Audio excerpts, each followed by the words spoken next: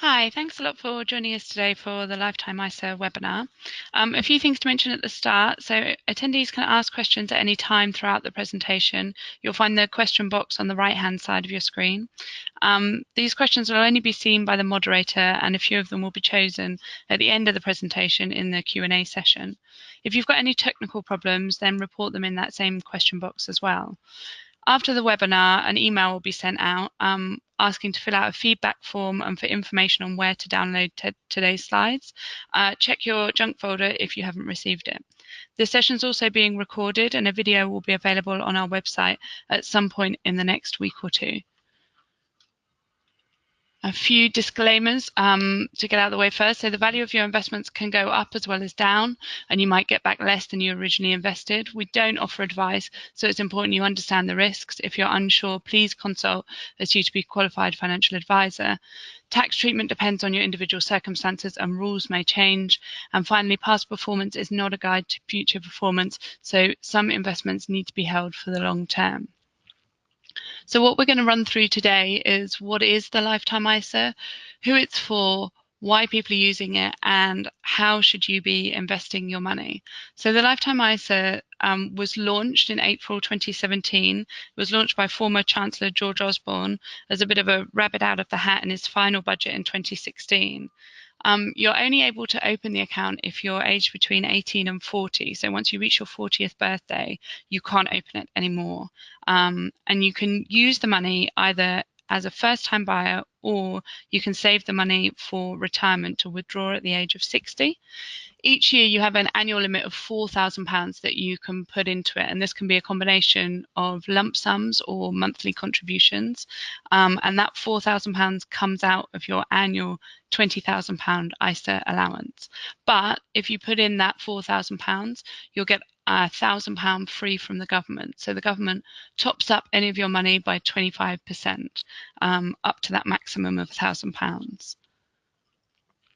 So firstly, if we look at first-time buyers, which was one of the main reasons the Lifetime ISA was launched and one of its main uses.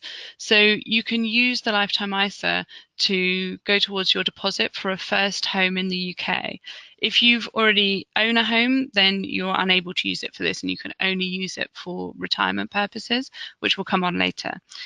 That's also the case if you haven't necessarily bought a home, but you've inherited a home or you part own a home, then you're also not eligible to use it. You won't be classed by the government as a first-time buyer. You also can't use it for a home outside of the UK.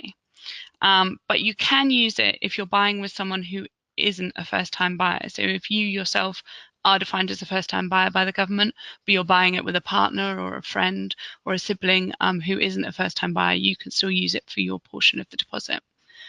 You can buy a property up to the value of £450,000 anywhere in the UK. So there aren't regional restrictions. There's no difference for the property value in London. It's £450,000 elsewhere.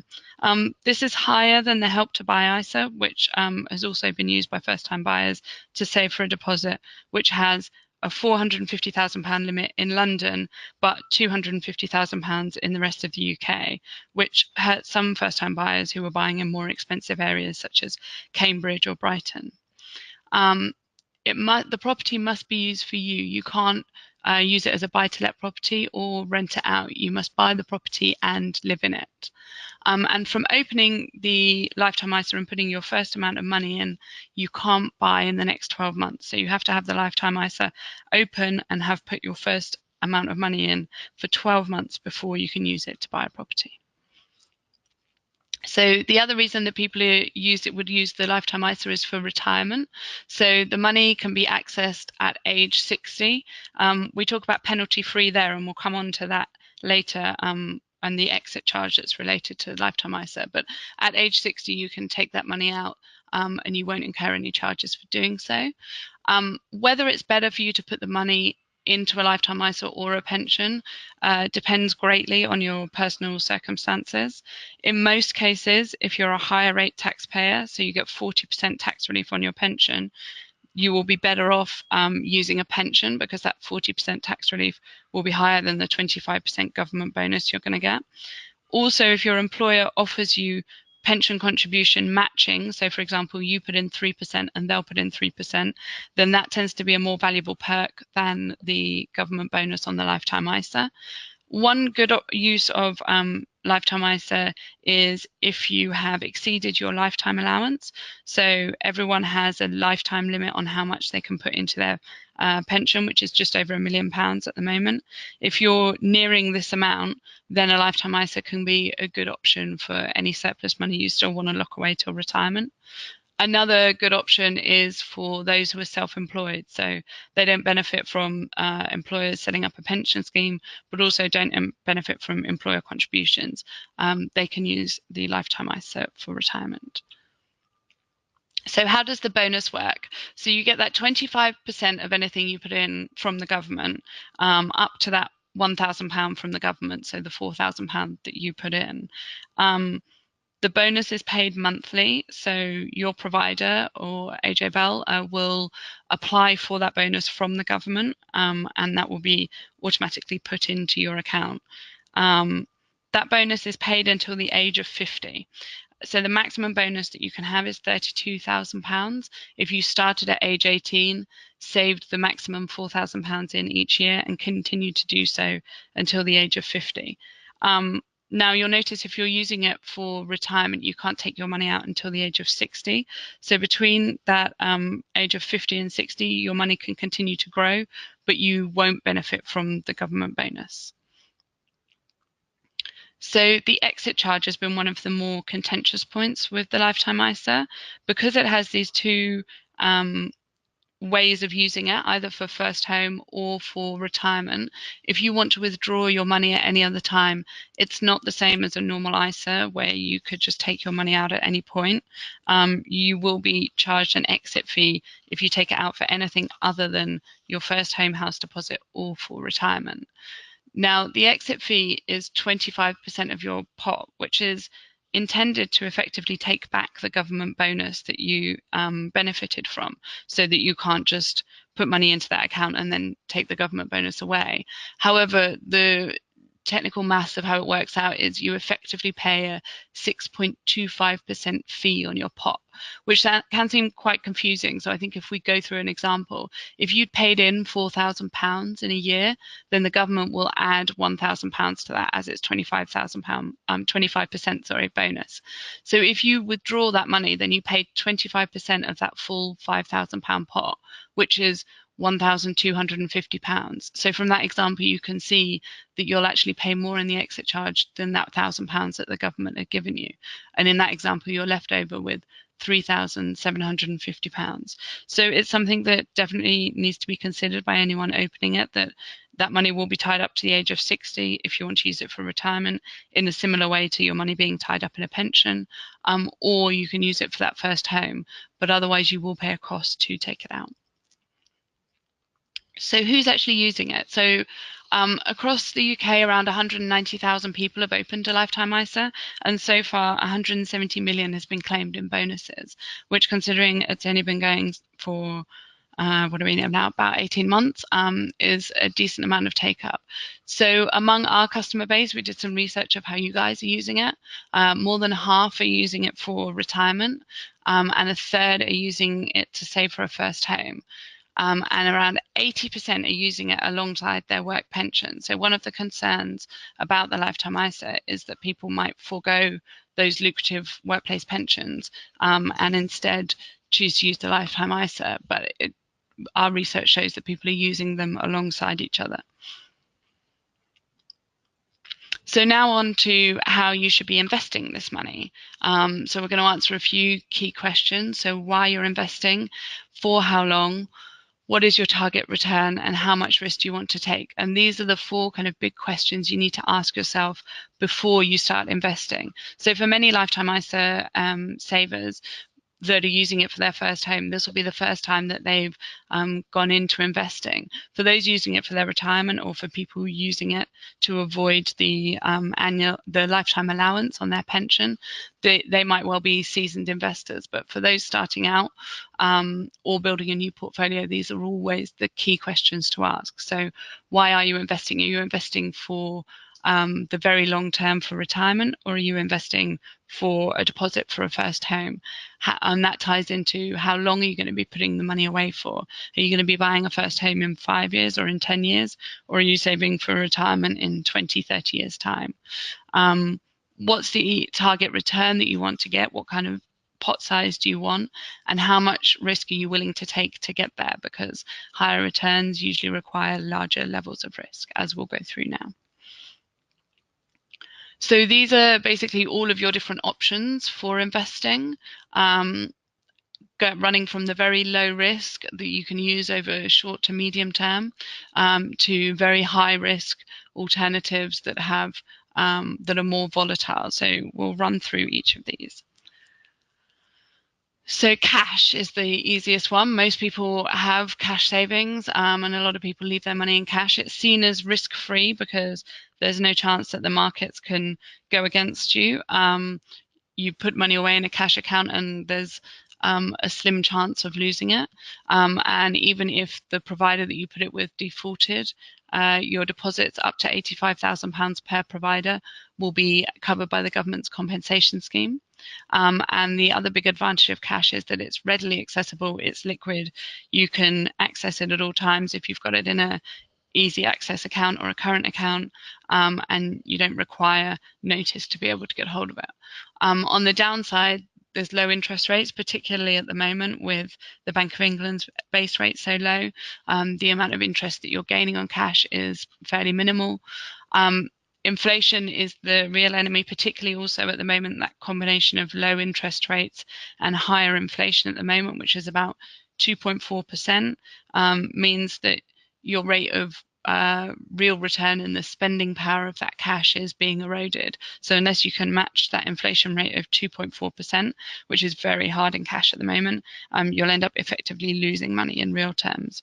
And reckless conservatism, which is where people leave their money in cash because they fear other assets, but they leave that money in cash for a long period, and it means they don't need easy access to it. They don't need to access the pros of it, and so it means that they're foregoing higher returns for the sake of playing it too far on the safe side for some people. And so next level of kind of up the risk scale is bonds or fixed income. They pay out an interest, otherwise known as coupons, which are handed out to you. And then at the end of the term of the bond, be that 5 years, 10 years, or 20 years, then you get the original investment paid out. There's a wide range of companies that you can access this from small, high-risk companies to much more stable businesses. And then, of course, governments around the world, from more stable nations to riskier nations. And they are tradable. They're on an exchange, so they're not as liquid as stocks, which we'll come on to later in trading, but they're fairly easily traded. So the downsides to this, the yields are currently low, so similar to where we talked about interest rates on cash. Yields on bonds are currently low, so the return that you're getting on them is quite low, apart from the much more riskiest markets, so emerging markets or bonds that are classified as junk, so those that aren't from companies that are rated very highly. Again, inflation, which is the same point that we made with cash. If you're earning a lower rate than inflation, then your money is going to be eaten away in real terms. And of course, the risk is that the issuer defaults either on the coupon payments that you're getting, so those monthly or annual income payments, or on the repaying the final bond. So shares, which is what many think of when they think of investing. So shares of over a long period of time have tended to rise in value, but they also offer dividend payouts. So a lot of shares investors buy purely for their dividend payouts, and many have long histories of paying out these dividends, which can boost your return. Again, as with bonds, there's a wide range of issuers from countries, industries, and different areas of the world. They can offer inflation protection, so some ensure that their dividends maintain pace with inflation. Other companies have inflation linking into their revenue streams, which means that they're a very good battle against inflation. And under normal market circumstances, they're very liquid. You can trade them easily, And other than times of kind of extreme market crisis, you can usually easily find a buyer if you want to sell. The downside is obviously that markets can be volatile, particularly as we've seen in recent weeks and months. And so the value of your shares can go up as well as down, or you may have to ride out shorter term periods of volatility. Your dividends can also be cut. They can't be relied on. And if a company gets into financial problems, they may choose to cut that dividend and that payout to shareholders.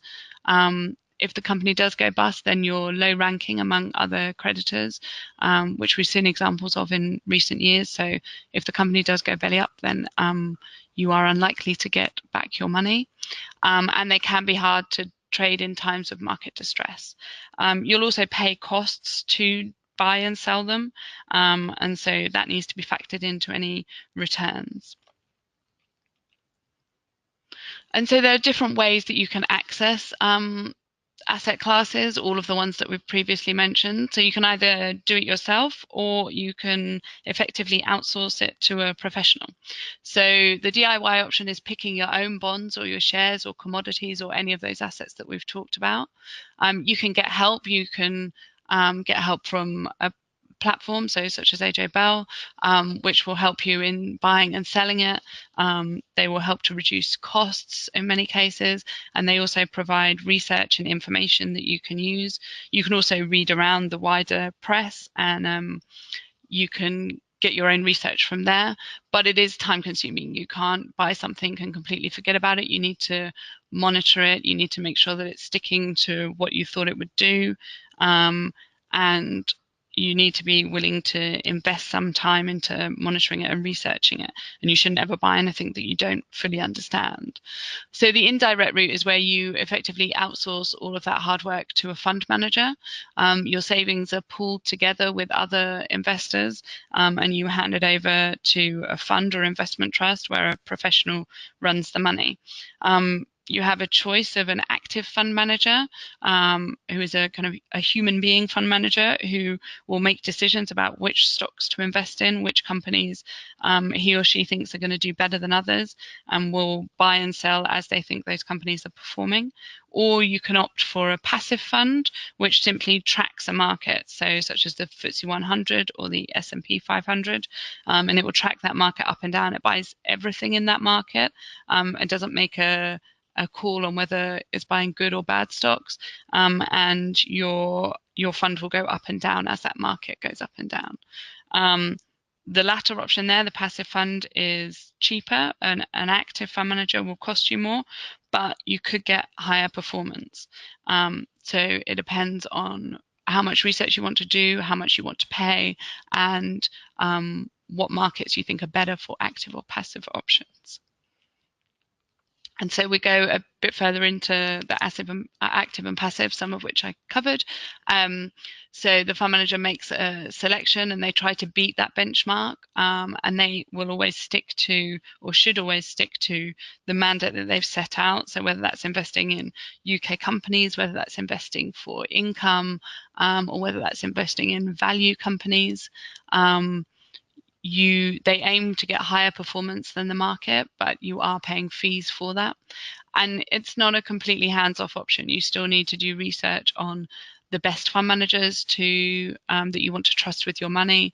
You need to make sure that they're sticking to what they said they would do, and you need to monitor how they're performing. And then on the other side, we have passives, which are typically run by a software program or kind of robots, who automatically track the performance of that market. It will never outperform an index. It shouldn't underperform it, although once you take into account fees, it will underperform it slightly.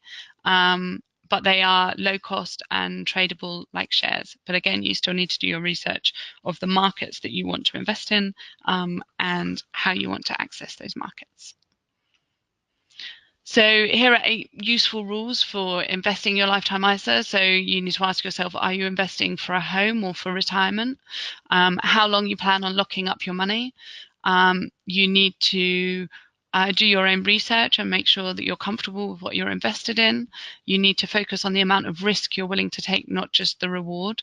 So the amount of risk that you need to take and the markets you're willing to access to get that reward.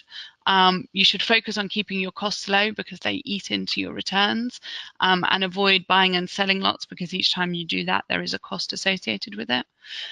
You should invest according to the size of your pot. So because Lifetime ISA is a relatively new product, it means that lots of people who are starting out have relatively small pots, so they should make sure that they're investing in appropriate assets and not splitting it among too many different pots, but also not putting all of their eggs in one basket. You should get help if you need it from a professional, if you feel like you're out of depth or you need to do more research. And always remember that inflation, particularly at the moment with it being higher than it has been in recent years, will eat away at any of your returns that are in cash or non-inflation beating assets. So now we'll move to the questions section. So do send them in. There'll be a box on the right-hand side of your screen, which you can send in any queries to. So I'm just going to read through. So one of the questions is, can you move money out of a SIP and into a lifetime ISA? You can't typically do that. The money going into a lifetime ISA, it won't accept transfers from pensions, which I know to some people can seem a bit odd because the lifetime ISA can be used as a pension substitute. At the moment, you can transfer other ISA money in, but you can't do a straight transfer of that SIP money into a LISA. So can you convert a cash lifetime ISA into a stocks and shares lifetime ISA? Yes, you can. So on the market, I think there's kind of a handful of cash providers now offering a lifetime ISA, and then there's 3 or 4 main providers of the investment lifetime ISA. But you can transfer, if you've already opened a cash lifetime ISA, you can transfer that into a stocks and shares lifetime ISA if you decide that you want to invest rather than leaving it in cash. Let me just read through a few more of these. One of the questions is, if I take my money out at age 60, can I put it all into a pension? As far as I'm aware, yes, that's allowed. You would obviously be subject to the restrictions of your annual allowance on your pension. But yeah, you can take it out of your lifetime ISA penalty free at the age of 60. And so I believe at that point, you are then available to use it how you wish. Another question is, can I transfer my lifetime ISA into a pension? I don't believe you can directly transfer that money, so you would have to wait until age 60 to take it out penalty free, or if you took it out before that, then you would pay the exit penalty on that in order to put it into your pension.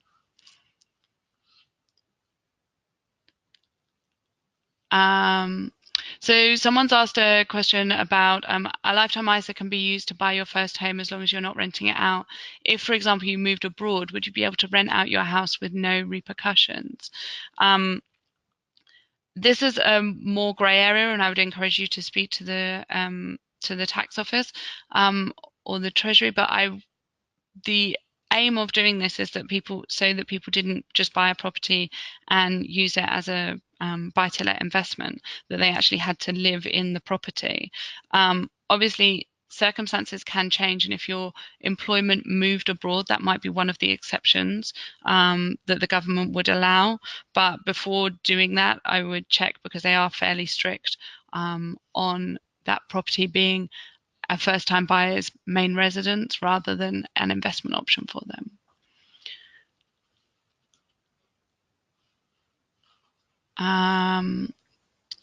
So someone said that they're a homeowner and they have a property, but they also have a lifetime ISA.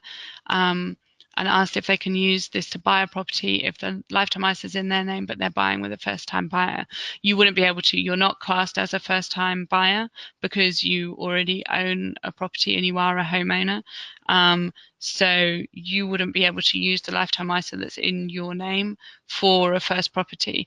If you're buying with a first-time buyer and they have a lifetime ISA, then they would be able to use it for their share of the property, but you couldn't use yours because you're an existing homeowner.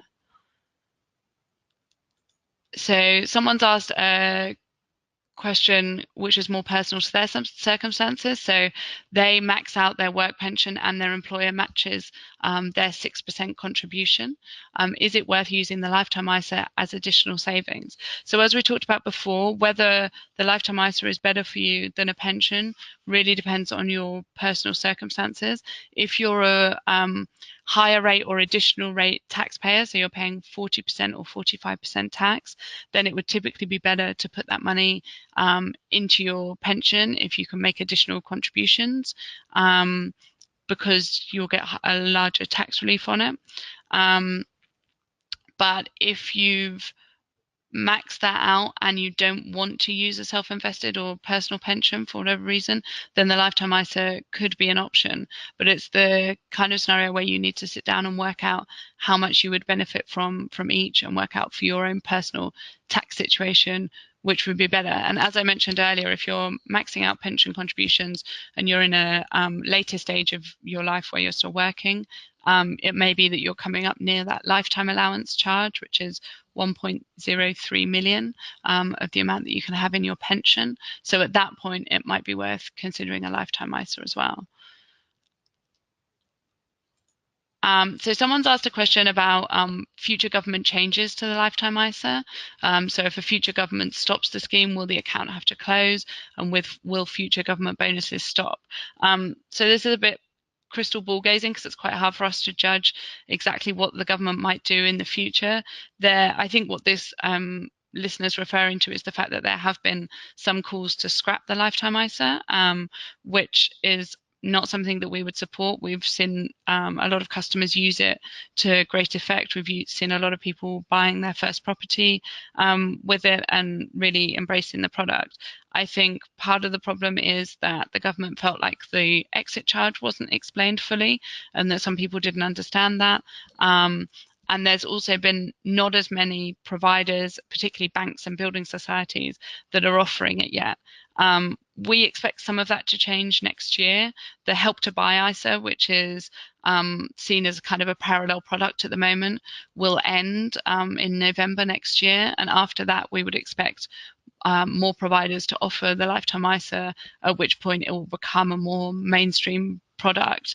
But to this person's question of if a future government stops the scheme, will the accounts have to close? It's very hard for us to judge that.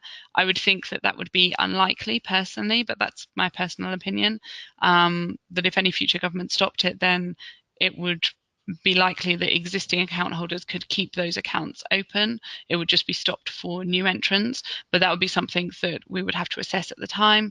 And obviously we would keep you guys informed if any of that happened. There's another question about the government kind of interference with the product. So can the government increase the age I can access the money at retirement? That's not something that we've heard of them doing. Obviously, the government's able to change the rules at any time, as with any ISA product or savings product or pensions product. But that's definitely not something that we at least have heard of them doing, and I don't think there's necessarily any calls at the moment for that. That age 60 is seen as a decently long time period for people to save for their retirement and for the money to be locked away, and so that's not something that we've heard of at the moment.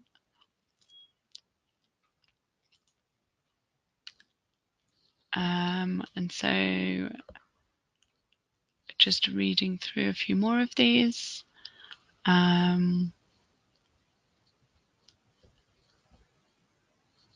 So one person has asked about making regular contributions to a lifetime ISA and asking when it's best to invest in the fund. So they're asking whether they're best to do that monthly or wait until they have a lump sum. I think it depends how much you're putting in. You can set up regular investing. And so that can often be a more cost-effective way of setting up that regular thing. There's also a complicated thing called pound cost averaging, which I probably won't go into right now, but it means that if you set up a regular investment, it can benefit you over the long period because you're not putting all of your money into the market when things are priced at a certain point. So you're not buying everything at a high or everything at a low, you're kind of evening it out over time. There's also always the danger of if you decide to leave your money and build up a pot and then invest it at a future date, that you forget to do that, or it becomes something on your to-do list that gets pushed down and down the list. Whereas if you're regular investing, then that kind of happens automatically for you and you don't have to think about it and you don't miss out on time in the market. So I think the conclusion there is it's probably better to regularly contribute because people's ability to kind of time the market and judge when markets are going to rise or going to fall is notoriously tricky, even for the professionals. And so someone's asked about the £450,000 limit on the property price. So they've asked if it's used to buy a first property, and does that £450,000 limit apply if you're purchasing it jointly with someone else, or is that limit per person? So that restriction is overall, so you wouldn't get double that. So you wouldn't get £900,000 if you're buying with one other person. The limit would be £450,000 regardless of the number of people that you're buying it with. And so that is the upper limit. If you want to buy a property that's more expensive than that, then the lifetime ISA wouldn't work for you.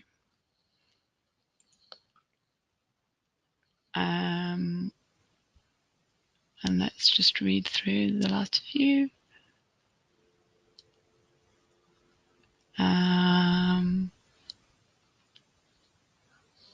So someone has asked whether you can transfer the lifetime ISA to someone else's name in the event of an unexpected death. So when I talked about the exit charge earlier, one of the or a few of the exceptions where you won't pay an exit charge is if you are terminally ill or if you die. And so at that point, the money will be transferred to someone else and you wouldn't pay that exit charge that we spoke about previously. So those are the only exceptions for that. So thanks a lot. Thank you very much for everyone for listening today. If you have any other questions, then you can email them into marketing@ajbell.co.uk, and do get in touch and remember to fill out those feedback forms.